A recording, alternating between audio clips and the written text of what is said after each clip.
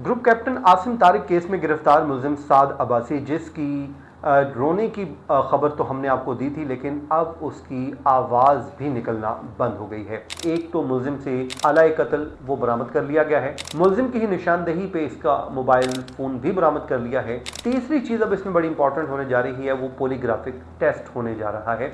ये वही मुलजिम है जिसके ऊपर इल्ज़ाम है कि उसने राह जाते एक निहत्ते शहरी को, ग्रुप कैप्टन को मौत की नींद सुला दिया, लेकिन अब जब कानून के शिकंजे में आया है तो उसकी अपनी आवाज़ तक बंद होती जा रही है। आज अदालत में ऐसा क्या हुआ कि उसको अपना नाम भी बताने के लिए कितनी बुलंद आवाज़ में उसने कहा, तो आज के इस वीलॉग में ये भी आपको बताते हैं और क्या क्या डिटेल्स हैं वो भी सब सामने रखते हैं। आज हम बात कर रहे हैं इस्लामाबाद में पेश आए अंधुनाक वाक़या group captain Asim Tariq case की। आपको याद होगा गुज़श्ता कुछ अर्सा पहले ये वाक़या इस्लामाबाद में रूनुमा हुआ था, जब एक निहत्ती खातून को जब सरेरा सड़क के ऊपर अगवा की कोशिश की जा रही थी, तो अपनी एक रिस्पॉन्सिबल शहरी होने की जिम्मेदारी निभाते निभाते नौजवान जो आसिम तारिक हैं वो अपनी ही जान की बाजी हार गए थे। और इल्ज़ाम ये है कि उनको इस मुलजिम साद अब्बासी ने फौरी तौर पे वहाँ पर ही मौत की नींद सुला दिया था। हुआ कुछ यूँ था कि जब ये वाक़या रूनुमा हुआ उसके बाद मुलजिम फ़रार हो गया और उसके बाद उसने अपने आप को बड़ा चालाक साबित करने की कोशिश की। उसके बाद कभी उसने ड्रेस अपना चेंज किया, कभी उसने कुछ किया, लेकिन कानून की वो जो है शिकंजे में आ गया और उसके बाद उसको गिरफ़्तार कर लिया गया। अगले ही रोज़ उसको इंसदाद दहशतगर्दी अदालत में जब पेश किया गया, क्योंकि इसमें जो दफ़ात हैं वो 7-8 ये भी लगा दी गई हैं, और उसको अदालत में जब पेश किया गया तो पुलिस ने उसको शनाख्त परेड के लिए उसका जो है वो रिमांड मांग लिया कि इसको जुडिशल रिमांड पर जेल भिजवा दिया जाए ताकि इसकी शनाख्त परेड का अमल मुकम्मल कर लिया जाए। अदालत ने मुलजिम का रिमांड मुकम्मल होने के बाद जो है उनको जो उसे मुलजिम को 14 रोज़ के जो 14 रोज़ के रिमांड पर जेल भिजवा दिया गया, और साथ ही साथ ये भी ऑर्डर कर दिया कि अगर 14 रोज़ के अंदर इस मुलजिम की शिनाख्त कर ली जाती है तो फिर तो मुलजिम को अदालत में पेश किया जाए, वरना जो है उसके बाद इसका जो भी ऑर्डर होगा वो अदालत ऑर्डर पास कर देगी। इसी दौरान बड़ी अहम पेशरफ्त सामने आई। जो आई विटनेस बताए जाते हैं, 2 गवाह, चश्मदीद गवाह जो इस्तगासा ने रखे हैं, उन्होंने इसमें जो है पहचान लिया, मुलजिम की शिनाख्त कर ली और बताया कि ये ही वो मुलजिम है जिसने ग्रुप कैप्टन आसिम तारिक को हमेशा हमेशा की नींद सुलाया है। उसके बाद मुलजिम को इंसदाद दहशतगर्दी अदालत में पेश किया गया, और उस वक्त जिस दिन उसको पेश किया गया तो जब वो कोर्ट में आया तो उसकी हालत जो थी वो गैर थी, खौफजदा था, डरा हुआ था। लेकिन जब कोर्ट में गया तो अदालत ने उसके साथ जो मुकालमा किया वो बड़ा अहम था, जिसमें अदालत ने उससे कहा कि ये तुमने क्या किया है, तुम्हें एहसास भी नहीं है कि तुमने मुल्क का कितना बड़ा असासा जो है उसको नुकसान पहुंचाया है। तो बहरहाल अदालत ने उसका 7 दिन का जिस्मानी रिमांड मंजूर कर लिया और पुलिस के हवाले कर दिया। 7 दिन के अंदर पुलिस ने इसको इंटरोगेट किया। इंटरोगेट करने के बाद गुज़श्ता समात पे जब उसको अदालत में लाया गया तो उसमें हमें ये मालूम हुआ कि उस दिन उसके पेरेंट्स भी मौजूद थे, इवन कि उसके वालिद, उसकी वालदा और दीगर उसकी फैमिली अरकान भी मौजूद थे।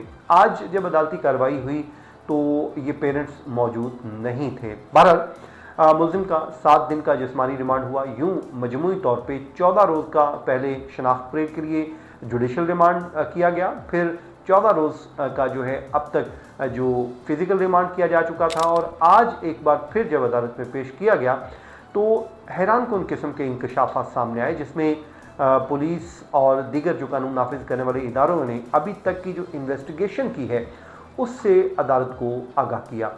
ड्यूटी जज थी और ख़ातून जज ने इस केस की समाअत की, जिसमें मुलजिम को जब पेश किया गया तो मुलजिम का जो आज भी जो चेहरे के तासरात थे वो खौफजदा ही था। बहरहाल जब इंसान को गलती कर बैठता है या कुछ जानबूझ के ऐसा करता है तो फिर उसको उस वक्त उसके नताइज का एहसास नहीं होता कि जब वो कानून की शिकंजे में आएगा तो उसके साथ क्या होगा। तो ज़ाहिर है अब वही उसके साथ हो रहा है जो कानून के मुताबिक उसका कसूर बनता है और जो उसकी सज़ा बनती है। बहरहाल इल्ज़ाम है, और जब तक केस साबित नहीं हो जाता मुलजिम को जो कानून की नज़र में इनोसेंट ही तस्वर किया जाता है, तो अभी तक इन्वेस्टिगेशन की स्टेज चल रही है। तो आज जब पेश किया गया तो जज ने उनसे, मुल्जिम से उसका नाम पूछा, तुम्हारा नाम क्या है?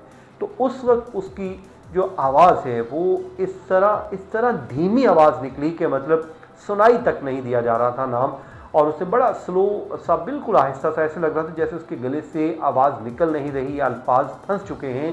और ये वही मुल्जिम है जो गुज़श्ता समातों पे जो है रोता हुआ पाया गया, और आज उसकी आवाज़ जो है वो इतनी डाउन थी कि वो बोलने के काबिल भी नहीं था, मतलब उससे बोला नहीं जा रहा था, इतना वो जो है इस वजह से था। तो बहरहाल उसने अपना नाम बताया, और नाम बताने के बाद अदालत ने से मुल्ज़िमान जो पुलिस और इन्वेस्टिगेशन टीम है उन्होंने जिस्मानी रिमांड की इस्तदा की कि मज़ीद 20 रोज़ का जिस्मानी रिमांड दिया जाए। यहाँ पे आपको थोड़ा सा मैं कानूनी तौर पे बता देता हूँ कि आया कि पुलिस कितना रिमांड ले सकती है। तो मजमूई तौर पे 90 रोज़ का जिस्मानी रिमांड लिया जा सकता है, और ये रिमांड हो सकता है। बहरहाल अभी तक अगर हम बात करें तो 14 रोज़ का फिजिकल रिमांड पहले लिया जा चुका है, और आज 20 रोज़ के लिए मांगा गया था। और अदालत ने पूछा कि आपको रिमांड क्यों चाहिए? तो राजा नवीद कियानी जो इसमें प्रोसिक्यूटर हैं, उन्होंने अदालत को इस पे आगाह किया, बताया कि हमने इन्वेस्टिगेशन की है और अहम पेशरफ्त ये हुई है कि एक तो मुल्ज़िम से आला कत्ल जो पिस्टल है वो बरामद कर लिया गया है, मुल्ज़िम की ही निशानदेही पे इसका मोबाइल फ़ोन भी बरामद कर लिया है। तीसरी चीज़ अब इसमें बड़ी इंपॉर्टेंट होने जा रही है, वो पॉलीग्राफिक टेस्ट होने जा रहा है, वो हमने करवाना है, तो उसके लिए हमें रिमांड दिया जाए, क्योंकि वो लाहौर में होता है, तो उसके लिए 20 दिन का वक्त दिया जाए। अब दोस्तों ये वो टेस्ट होता है जिसमें किसी भी मुल्ज़िम का जो टेस्ट दिया जाता है, जिसमें अंदाज़ा लगाया जाता है कि आया मुल्ज़िम सच बोल रहा है या झूठ बोल रहा है। लेकिन इसमें को बहुत ज़्यादा खुल के डिटेल्स में तो नहीं गए। अब कोर्ट ने पूछा भी कि आप ये टेस्ट क्यों करवाना चाहते हैं, तो जिस पे राजा नवीद कियानी ने अदालत को असिस्ट किया कि हम मुख्तलिफ़ किस्म की जो है हर पहलू से इस केस को हम इन्वेस्टिगेट करना चाहते हैं, ताकि किसी भी किस्म का कोई मुकदमे में लूप होल ना रहे, और उसके बाद इस मुल्ज़िम को कानून के मुताबिक इन्वेस्टिगेशन की रोशनी में सज़ा करवाई जा सके। बहरहाल इस पर अदालत ने फ़ैसला महफूज किया, और फ़ैसला महफूज बाद में थोड़ी ही देर बाद सुना दिया, और अदालत ने 4 रोज़ के फिज़िकल रिमांड पर दोबारा मुल्ज़िम को पुलिस के हवाले कर दिया। अब मौजूदा जो रिमांड की बात की जाए तो 14 रोज़ का पहले हो चुका है, 4 रोज़ का फर्दर रिमांड दे दिया गया है। अब 4 दिन के बाद एक बार फिर मुल्ज़िम को अदालत में पेश किया जाएगा। अदालत ने हुक्म दिया है कि जो पेशरफ्त रिपोर्ट होगी वो भी अदालत में पेश की जाए, और मुकम्मल इन्वेस्टिगेशन के साथ मुल्ज़िम को लाया जाए। तो अब 4 दिन के फिजिकल रिमांड के बाद दोबारा मुल्ज़िम साद अब्बासी को अदालत में पेश किया जाएगा, और इसकी केस की समाअत जो है वो मुलतवी कर दी गई है। तो मुझे इजाज़त दीजिए, अल्लाह हाफ़िज़।